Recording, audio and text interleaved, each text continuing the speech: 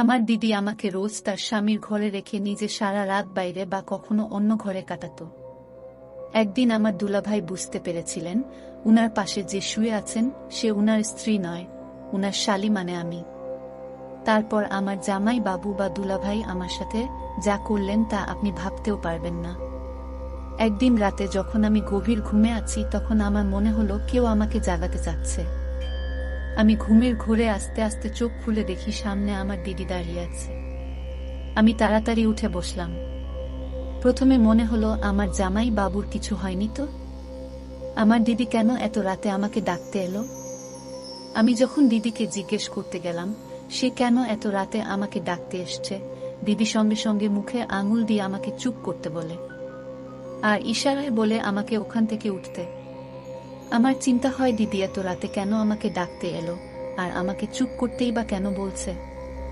কিছুদিন আগে শোনা একটা খবরের মতো কেউ কি আমাদের বাড়িতে ঢুকে পড়েছে নাকি।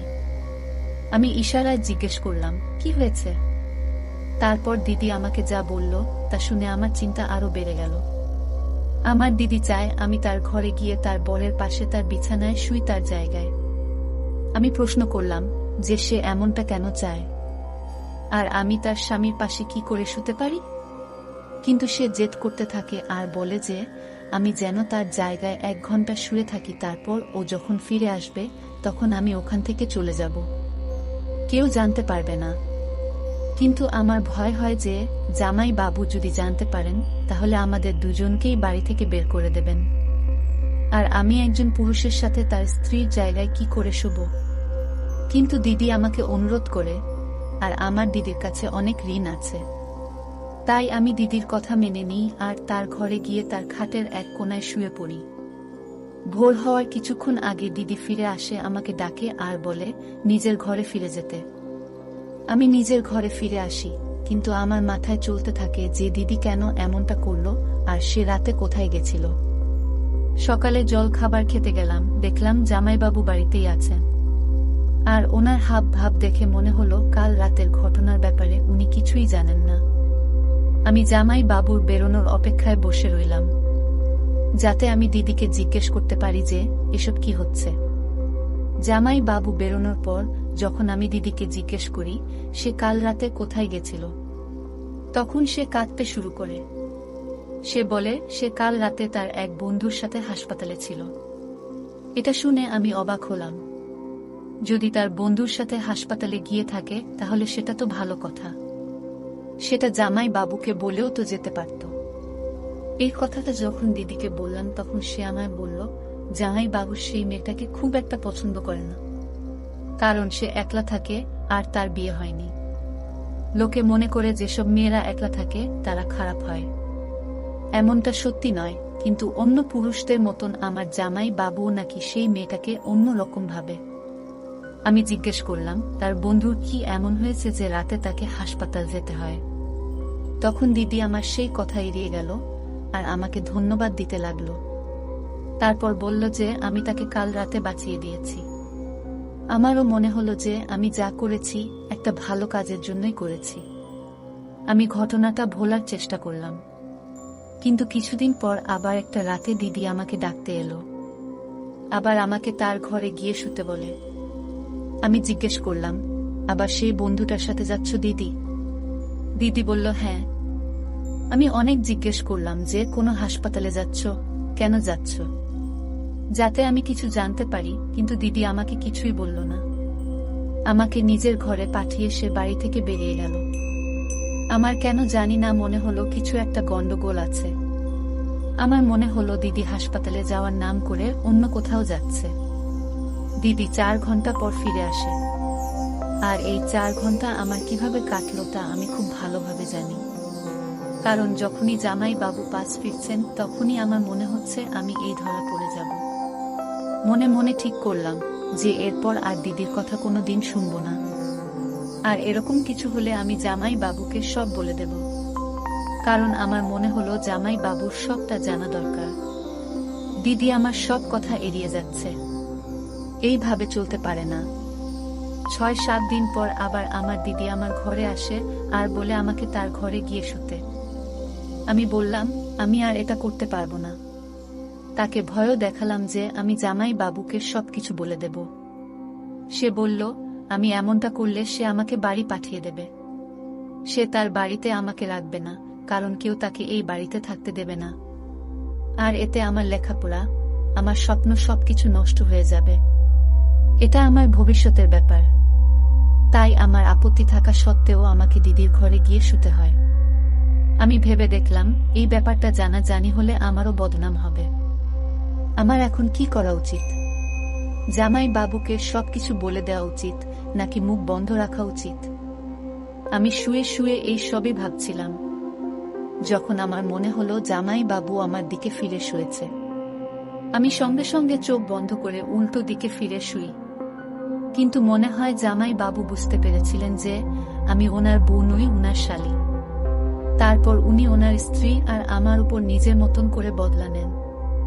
আমার নাম লিমা। আমরা 2 বোন। আমাদের বাড়ি একটা ছোট গ্রামে। আমার দিদির নাম রাফিয়া আক্তার রিয়া। তার বিয়ে হয় শহরে, আর সে তার স্বামীর সাথে শহরেই থাকত। আমি এসএসসি পাশ করার পর কলেজে অ্যাডমিশন নেওয়ার জন্য ফর্ম ফিল আপ করি। যেই কলেজে আমার গ্রামের বাকি মেয়েরা পড়ত সেই কলেজেই অ্যাডমিশন নিই। কিন্তু আমার দিদি জেদ ধরে যে সে আমাকে শহরের একটা বড় কলেজে পড়াবে। সে নিজেই আমার সব কাগজপত্র অর্থাৎ ডকুমেন্ট নিয়ে গিয়ে জমা করে দেয়। আমার অ্যাডমিশন হলো, তখন দিদি নিজেই বলল আমি যেন তার বাড়িতে থেকে পড়াশোনা করি। সে মা বাবা আর জামাই বাবুকে কি করে রাজি করালো তা আমি জানি না। আমি খুব আনন্দে ছিলাম এই ভেবে যে আমি শহরের একটা বড় কলেজে পড়তে পারবো আর গ্রাম ছেড়ে শহরে গিয়ে থাকতে পারবো। বেশি দিন হয়নি আমি এই শহরে এসেছি, কিন্তু আমার দিদি সব সময় আমার পাশে থেকেছে। এখানে লোকে যেরকম জামা কাপড় পরে সেরকম জামা কাপড় কিনে দেওয়া, ভালো ব্যাগ কিনে দেওয়া, হাত খরচ দেওয়া, বাড়ির সব কাজ নিজে সামলানো যাতে আমি পড়াশোনায় মন দিতে পারি। এইসবই আমার দিদি একা হাতে করে। তার জন্য আমার দিদির উপর অনেক ঋণ। আর এমনিতেও সে আমার দিদি হয়। আমি ওর সব কথা শুনতাম। সবকিছু ঠিক চলছিল। কলেজ থেকে যখন প্রথমবার ছুটি পেলাম তখন আমি খুব আনন্দে ছিলাম। নিজের গ্রামে যাব আর নিজের বন্ধুদের সাথে দেখা করব। কিন্তু দিদি আমাকে বেশি দিন গ্রামে থাকতে দিল না। বলল তার বাড়ি ফিরে এসে পড়াশোনায় মন দিতে। দিদি তার মিষ্টি কথায় মা বাবাকেও ভুলিয়ে রাখত। তারাও ওর সব কথা শুনত। আমার মনে হতো দিদি আমাকে খুব ভালোবাসেন, তাই আমার এত খেয়াল রাখেন। নিজে একটা ছোট কলেজে পড়লেও আমি যাতে একটা ভালো কলেজে পড়তে পারি আর গ্রামের সকলের থেকে আগে থাকতে পারি ও সেই চেষ্টাই করছে। কিন্তু ওর মনে কি আছে সেটা আমি জানতাম না। আমার ছুটির কিছু দিন এখনো বাকি আছে। আমি গ্রাম থেকে ফিরে এসেছি। আমার জামাই বাবু আমাকে বাড়ির একজন মনে করতে শুরু করেছিল। তাই আমার ফেরত আসাতে উনিও খুব খুশি হয়েছিলেন। যেই দিন আমি গ্রাম থেকে ফিরেছিলাম সেদিন আমি খুব ক্লান্ত ছিলাম। তাই আমি তাড়াতাড়ি শুতে চলে গেছিলাম। সেই দিন রাতে আমার দিদি আমার ঘরে এসে বলে আমাকে তার ঘরে গিয়ে শুতে, যাতে সে জামাই বাবুকে লুকিয়ে তার বন্ধুকে হাসপাতালে দেখতে যেতে পারে। দিদি বলে জামাই বাবু তার সেই বন্ধুকে একদম পছন্দ করেন না। তাই আমাকে তার জায়গায় গিয়ে শুতে বলে, যাতে জামাই বাবু বুঝতে না পারে যে দিদি বাড়িতে নেই। আমি দিদির কথা চুপচাপ মেনে নিই। আমি তখন ভেবে দেখিনি যে দিদির কথা মেনে আমি নিজের জন্য কত বড় সমস্যা ডেকে আনছি। 1 সপ্তাহ পর দিদি আবার আমাকে তার ঘরে গিয়ে শুতে বলে। 2-3 বার এরকম হওয়ার পর আমি তর্ক করা ছেড়ে দিয়েছিলাম। দিদি যখন আমাকে ডাকতে আসতো তখন আমি চুপচাপ তার ঘরে গিয়ে শুয়ে পড়তাম। কিন্তু একদিন আমার মনে হলো যে জামাই বাবু জেগে গেছেন আর তিনি বুঝতে পেরেছেন তার পাশে যে শুয়ে আছে সে ওনার স্ত্রী নয়, ওনার শালী। আমি খুব ভয় পেয়ে গেছিলাম। ভাবছিলাম যদি জামাই বাবু আমাকে প্রশ্ন করে তাহলে আমি কি জবাব দেব। কিন্তু তেমন কিছুই হলো না, আর আমার দিদি ফিরে এলো। সকালে আমি দিদিকে বললাম, আমার মনে হচ্ছে জামাই বাবু সবটা জেনে গেছে। কিন্তু দিদি বলল, না, উনি কিছুই জানতে পারেননি। যদি উনি বুঝতে পারতেন তাহলে উনি তোকে বা আমাকে প্রশ্ন করতেন। উনি তা করেননি, তাই ভয় পাওয়ার কিছু নেই। কিন্তু দিদির কথায় আমি শান্ত থাকতে পারলাম না। এখন আমার কলেজ খুলে গেছে, কিন্তু এসব চলতেই থাকে। আগে আমার দিদি সপ্তাহে একবার করে যেত, কিন্তু এখন 2-3 দিন পর পরই সে রাতে বেরোয়। দিদি আমাকে বলতে চায় না যে আসলে সে কোথায় যাচ্ছে। আর চিন্তার বিষয় হলো যে বন্ধুর নাম আমার দিদি আমাকে বলেছিল তাকে আমি কোনো দিন দেখিনি। সে কোনো দিন আমাদের বাড়িতে আসেনি। দিদি কখনো দিনের বেলায় তার সাথে দেখা করেনি। আমার সন্দেহ হয়, মনে হয় দিদি কিছু একটা করছে যেটা জামাই বাবু জানেন। আমি ঠিক করলাম ব্যাপারটা জানাজানি হওয়ার আগেই আমাকে সত্যিটা জানতে হবে। তার জন্য আমি সব প্ল্যানিং করে রাখলাম। 2 দিন হয়ে গেল আমার দিদি আমাকে তার ঘরে যেতে বলেনি। তাই আমার বিশ্বাস ছিল যে আজ রাতে ও নিশ্চয়ই আসবে। ও যখন আমাকে জাগালো তখন আমি চুপচাপ ওর ঘরে গিয়ে শুয়ে পড়লাম। দিদি যখন দেখল আমি তার জায়গায় শুয়ে পড়েছি, সে বাড়ি থেকে বেরিয়ে গেল। কিন্তু আমি আগে থেকেই প্ল্যানিং করে রেখেছিলাম। দিদি বেরোনোর পরেই আমি বিছানায় বালিশ চাপা দিয়ে দিদির পিছু নিলাম। এটা করতে আমার ভয় লাগছিল, কিন্তু আমি জানতাম যে আমাকে সত্যিটা জানতেই হবে।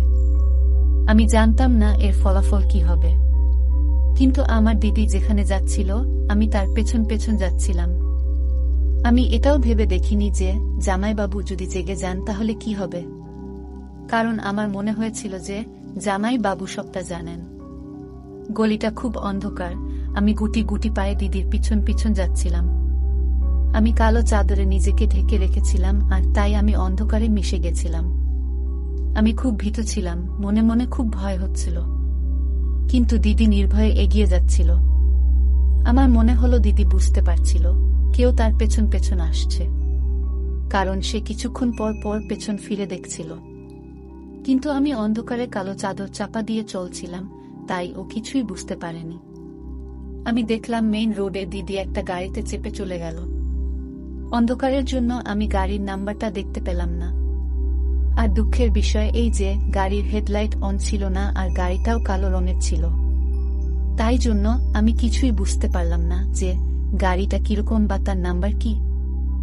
আমার আর কিছু করার ছিল না, তাই আমি ফিরে এলাম। চুপচাপ দিদির ঘরে গিয়ে শুয়ে পড়লাম। কিন্তু আজ রাতে আমার মনে হলো যে জামাই বাবু জেগে গেছেন, আর উনি বুঝতে পেরেছেন যে তার পাশে তার শালী শুয়ে আছে। কিন্তু তিনি কোনো প্রশ্ন করলেন না, আর আমিও কোনো আওয়াজ করলাম না। একদম চুপচাপ শুয়ে রইলাম। প্রায় 4 ঘন্টা পর রিয়া আপু ফিরে এলো। দিদি আমাকে নিঃশব্দে ইশারা করল, আর আমি রোজকারের মতন উঠে নিজের ঘরে চলে গেলাম। দিদি নিজের জায়গায় শুয়ে পড়ল। কিন্তু আমি ঠিক করে নিলাম যে কাল সকালে আমি দিদিকে আবার প্রশ্ন করব। আর ও যদি আমার প্রশ্নের উত্তর না দেয় তাহলে জামাই বাবুকে আমি সব সত্যি বলে দেব, কারণ আমি আর এসবের মধ্যে জড়াতে চাই না। দিদির উপর রাগ হয়। তখন আমি 100% নিশ্চিত ছিলাম যে ও ভুল পথে হাঁটছে, আর ওর এমন কোনো বন্ধু নেই। মনে হয় 3-4 ঘন্টার জন্য দিদি অন্য কোনো ছেলের সাথে যেত। আমি যখন দিদির ব্যাপারে গভীরে ভাবতে শুরু করলাম তখন আমার মাথায় এলো যে জামাই বাবুর স্যালারি তেমন বেশি নয়। তাহলে দিদি রোজ নানা রঙের স্যুট কি করে পরে, আর আমাকে হাত খরচাই বা কোথা থেকে দেয়? এত টাকা ওর কাছে কোথা থেকে আসে?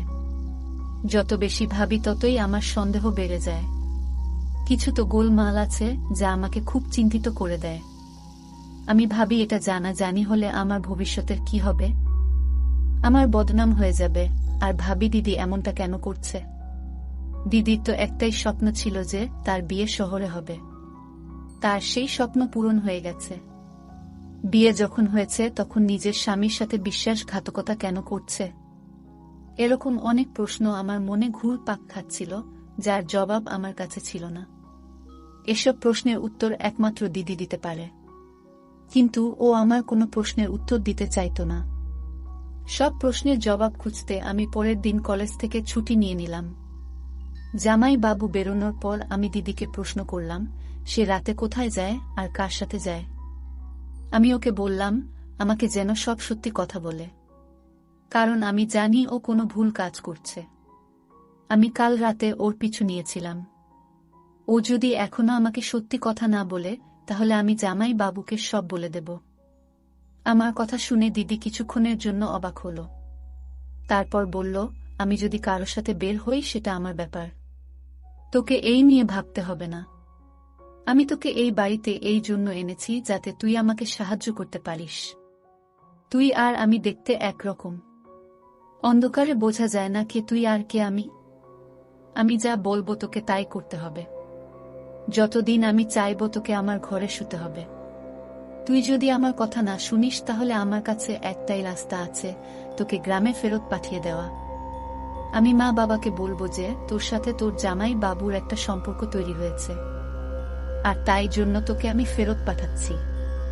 তারপর মা বাবা তোকে আর পড়াশোনা করতে দেবে না। গ্রামে তোর সম্মানও থাকবে না। তোর সব স্বপ্ন স্বপ্ন হয়েই থেকে যাবে। দিদির এই কথা আমার চোখ খুলে দেয়। দিদি যদি সত্যি এমনটা করে তাহলে আমি কারোর কাছে মুখ দেখাতে পারবো না।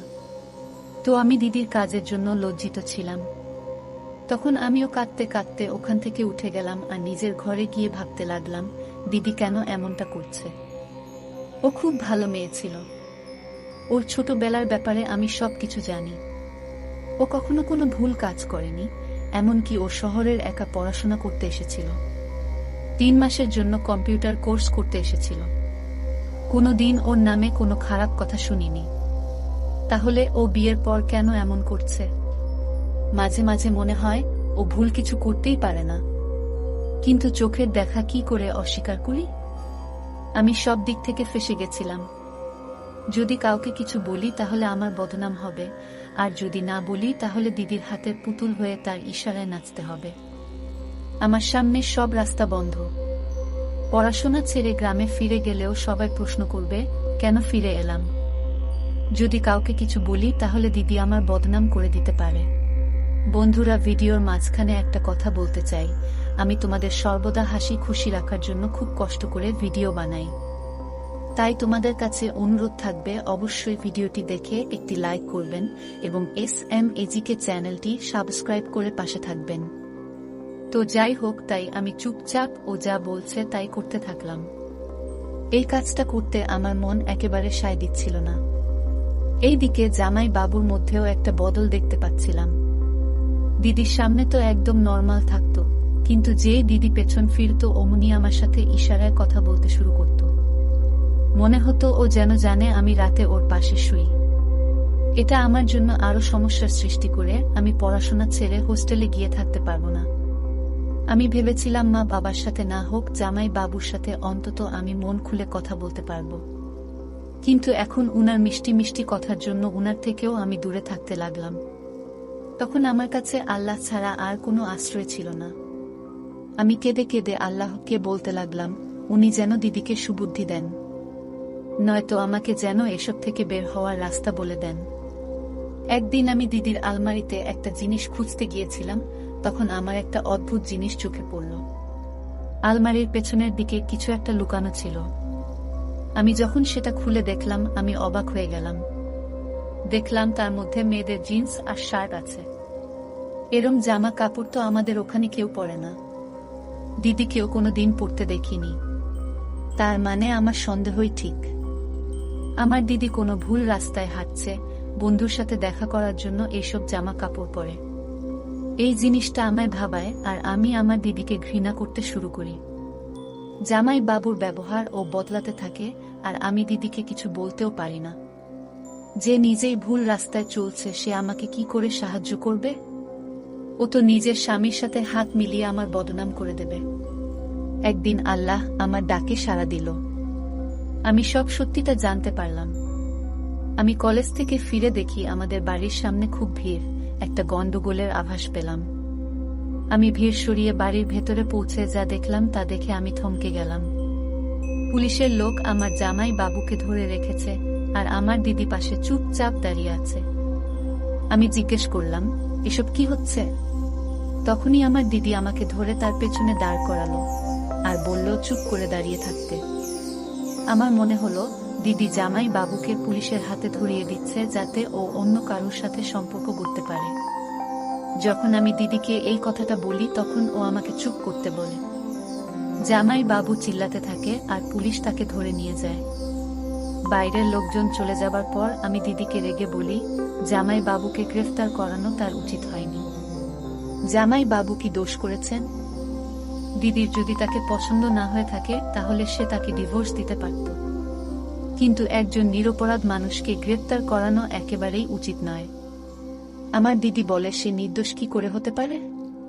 ও তোকে বিরক্ত করত না। এটা শুনে আমি মাথা নিচু করে দাঁড়িয়ে রইলাম। দিদি আমাকে বলে, তুই ওখানে বস, আমি তোকে আসল ঘটনাটা খুলে বলি। তারপর দিদি আমাকে যা বলল তা শুনে আমি আকাশ থেকে পড়লাম। আমি পুরো গল্পটা দিদির ভাষায় বলছি। দিদি বলে, তোর মনে আছে আমি বিয়ের আগে 1 মাসের কোর্স করতে এখানে এসেছিলাম? আমি বললাম, হ্যাঁ মনে আছে দিদি। দিদি বলে যে ওটা কোনো কম্পিউটার কোর্স ছিল না, আমি পুলিশ ফোর্স জয়েন করেছিলাম আর তারই ট্রেনিং নিতে আমি এখানে এসেছিলাম। এই কথাটা বাড়িতে কেউ জানতো না, শুধু দিদি আর মা বাবা জানতো। কিছু বছর পর আমার সম্বন্ধ আসে আর মা বাবা জোর করে আমার সেখানে বিয়ে দিয়ে দেয়। প্রথমে আমিও এই বিয়েতে খুশি ছিলাম, কিন্তু বিয়ের পর যখন দিদি জামাই বাবুকে বলে যে সে পুলিশ ফোর্স জয়েন করতে চায়, তখন জামাই বাবু আপত্তি জানান। দিদি জামাই বাবুকে এটা বলেনি যে সে অলরেডি পুলিশ ফোর্স জয়েন করে ফেলেছে। যখন দিদি কাজে জয়েন করে তখন ওর হেড ওকে বলে ও যেন রিজাইন না করে, রোজ ডিউটিতে আসতে হবে না, পুলিশের যে সব গোপন মিশন হয় তাতে যেন ও সাহায্য করে। দিদি এতে রাজি হয়। সবাই এটাই ভেবেছিল যে বাড়ির চাপে তার স্বামী তাকে পুলিশ ফোর্স জয়েন করতে বারণ করে। একবার দিদিকে একটা গুপ্ত গ্যাং এর বিরুদ্ধে প্রমাণ জোগাড় করতে বলা হয়েছিল। এই কাজটা সে তার স্বামীকে না জানিয়ে শুরু করেছিল। এই গ্যাং এর ব্যাপারে খোঁজ খবর করতে গিয়ে দিদি জানতে পারে যে তার স্বামী ও এই গ্যাং এরই একটা অংশ, আর এই কারণেই তার স্বামী তাকে পুলিশ ফোর্সে জয়েন করতে বারণ করেছিল। তাই দিদি একটা জুয়া খেলার সিদ্ধান্ত নেয় আর তাতে আমাকে ব্যবহার করে। ও রোজ রাতে যে বেরিয়ে যেত সেটা ওর কাজের জন্যই যেত। আমার মতন দিদিও জানত যে জামাই বাবু সবটা জানতেন। তার স্বামী বরাবরই জানত যে সে রাতে বেরিয়ে যেত, কিন্তু তার নজর তোর উপর ছিল, তাই উনি আমাদের কিছু বলতো না। তার এটাই মতলব ছিল যে একদিন সে আমাদের হাতে নাতে ধরবে আর এই ঘটনাকে বাহানা বানিয়ে আমাকে ছেড়ে দিয়ে তোকে বিয়ে করবে। আমি সবকিছু জানা সত্ত্বেও চুপ করে সব সহ্য করছিলাম, কারণ আমি জানতাম যে এই সবটাই একটা খেলা। আজ আমি নিজে ওকে গ্রেফতার করিয়েছি, কারণ আমি নিজের স্বামীকে হারাতে পারি কিন্তু নিজের দেশের সাথে বেইমানি করতে পারি না। আমার ভেবে লজ্জা লাগলো যে আমি দিদির সম্পর্কে কি সব ভেবেছিলাম। আমি দিদির কাছে ক্ষমা চাইলাম আর দিদি এক কথায় আমাকে ক্ষমা করে দিল। এরপর দিদি জামাই বাবুকে অর্থাৎ তার স্বামীকে ডিভোর্স দেয় আর পুলিশ ফোর্সে জয়েন করে। আমি এখনো এই শহরেই থাকি, কিন্তু এখন আমার মাথার উপর কোনো রকমের জামাই বাবুর হাত নেই। আর আমার এই ভয় নেই যে আমার দিদি আমাকে কোনো অন্য রকম কাজের জন্য ব্যবহার করছে, কারণ চোখের দেখা সব সময় সত্যি হয় না। তো বন্ধুরা, আজকে এই পর্যন্তই। ভিডিওটি দেখার পর যদি তোমাদের ভালো লাগে তাহলে অবশ্যই একটি লাইক করবেন এবং কমেন্ট করে তোমাদের মতামত জানাবেন, আর চ্যানেলটি সাবস্ক্রাইব করে সাথেই থাকবেন। ধন্যবাদ।